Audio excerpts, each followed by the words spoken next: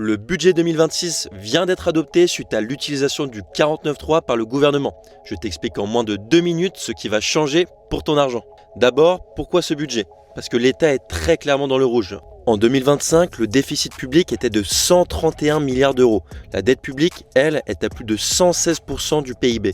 L'objectif de l'État est donc de resserrer la ceinture. Pour ça, plus d'impôts et moins de dépenses. Ce qui ne bouge pas. Bonne nouvelle d'abord, le barème de l'impôt sur le revenu suit l'inflation. Donc si ton salaire n'a pas explosé, tu n'es pas censé payer plus d'impôts juste à cause de l'inflation. Les APL suivent aussi l'inflation et l'abattement de 10% pour les retraités est maintenu. Mais attention, les plus hauts revenus restent ciblés. La taxe spéciale sur les très riches est prolongée. Si tu gagnes plus de 250 000 euros par an, l'État s'assure que tu paies au moins 20% d'impôts. Côté aide, il y a quand même du positif. La prime d'activité augmente d'environ 50 euros par mois. Le repas à 1 euro est désormais pour tous les étudiants, pas seulement les boursiers. Les pourboires restent exonérés d'impôts jusqu'en 2028. Concernant le logement, un nouveau dispositif arrive, le dispositif Relance Logement. Le principe, acheter un bien, le louer à prix abordable pendant au moins 9 ans.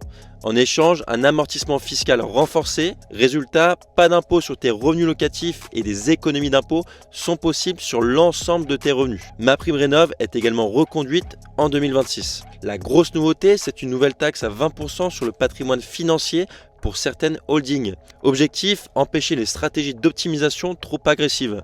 Ça concerne surtout les patrimoines au-dessus de 5 millions d'euros et uniquement les actifs non professionnels. La trésorerie et les œuvres d'art ne sont pas concernés.